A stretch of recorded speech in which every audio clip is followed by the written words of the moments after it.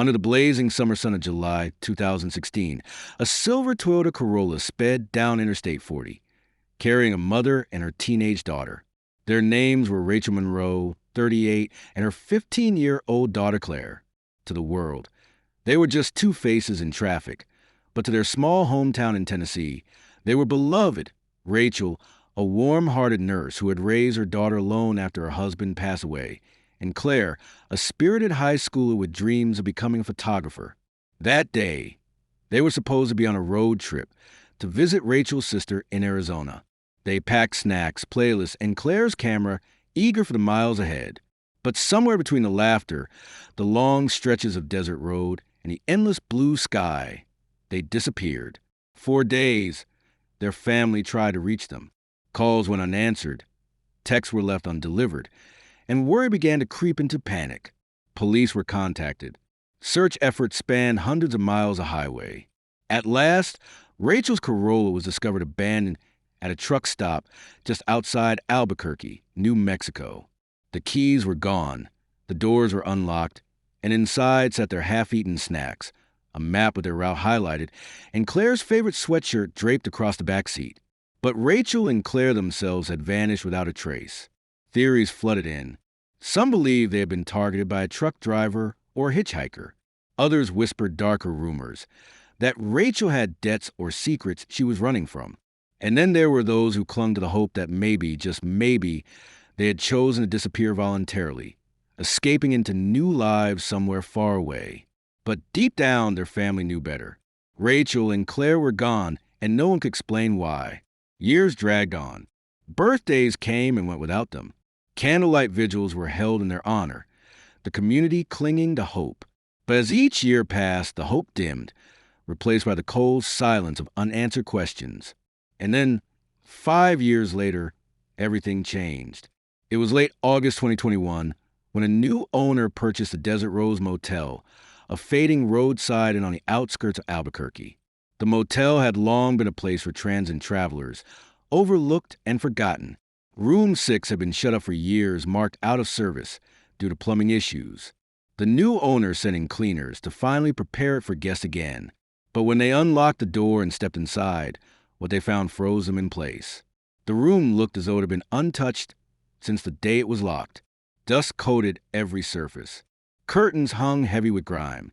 But in the corner, on a small wooden table, sat something the cleaners didn't expect, a black duffel bag.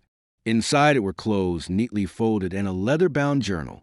Tucked into the side pocket was Claire's camera. When police arrived, they handled everything with care. The camera, miraculously, still had its memory card intact. After delicate recovery, investigators were able to view its contents. What they found was chilling.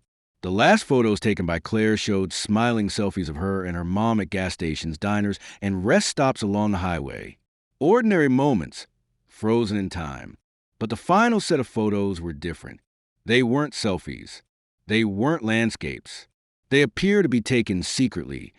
Blurry shots of the motel room itself. Rachel sitting on the edge of the bed, looking worried. A shadow of a figure standing in the doorway. And the last photo? A close-up of Claire's wide, frightened eyes, as though she had taken the picture in haste, trying to capture something. Someone, just before the camera was taken from her. The discovery sent shockwaves to the town of Fairview and beyond. Rachel and Claire hadn't simply disappeared into thin air. They had been at that motel, alive, 5 years ago. In the middle of this story, let me pause for a moment. If you've been pulled into this chilling mystery, don't forget to like this video, share with others who love true crime stories, and subscribe to the channel so you don't miss the next twist in the case. Now, let's get back to Rachel and Claire. Police began digging deeper into the Desert Rose Motel's history. Room 6 had been occupied in July 2016, exactly the time the Monroe women vanished. Records showed it had been rented by a man using a fake ID and cash. No trace of him was left behind, except for vague recollections from the motel clerk, who described him as tall, with a deep voice, and always wearing a baseball cap pulled low. He had checked in alone, but someone else had been with him. Inside the journal found in the duffel bag, Rachel's handwriting filled the first pages. Short notes, desperate scribbles. She wrote about being afraid, about a man who had followed them from a rest stop. He says he'll let us go if I cooperate. One entry read. Another simply said, I don't think we'll make it out. The final entry, dated 3 days after they were last seen, read only, if anyone finds this, tell Claire I tried. The investigation took on new life. Detectives cross-referenced the date and motel records with reports of suspicious activity in the area. They found that several women had gone missing near highways running through New Mexico during the same period, all unsolved.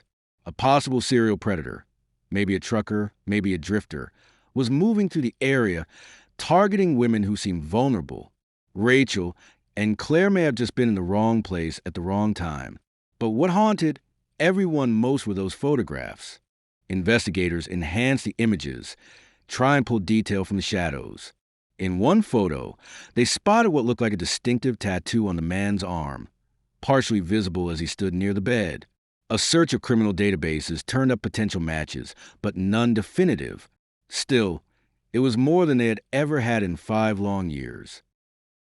The family of Rachel and Claire clung to the discovery with bittersweet hope. On one hand, it confirmed their worst fears, that Rachel and Claire had met with danger. On the other, it proved that, for a short while after they vanished, they were still alive. What happened to them after those photos were taken? No one knows for certain. The motel room bore no signs of struggle, no blood, no damage, but the journal hinted at terror and despair. Did the man take them somewhere else? Were they held longer, hidden deeper in the endless sprawl of desert? Or were they killed, their bodies never recovered? The discovery made headlines across the country, sparking renewed debate about the safety of women traveling alone and the hidden dangers lurking along America's highways. Amateur sleuths online dissected every detail, debating theories. Some were convinced the man was a long-haul trucker. Others speculated it was someone who had stalked Rachel specifically, waiting for the right moment. A few even suggested the motel staff had been complicit, though police found no evidence of that. As the investigation continues, the Desert Rose Motel stands as a grim reminder of the sisters' last known trace. Guests who stay there now say they feel a strange chill in room 6, as though Rachel and Claire's presence lingers in the air, caught between the living and the lost.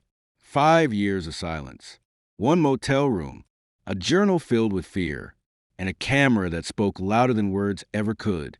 If this story gripped you the way it did me, don't forget to like this video, share it with friends who love unraveling mysteries, and subscribe for more chilling true crime stories. The case of Rachel and Claire Monroe remains unsolved, but one thing is certain: their story won't be forgotten.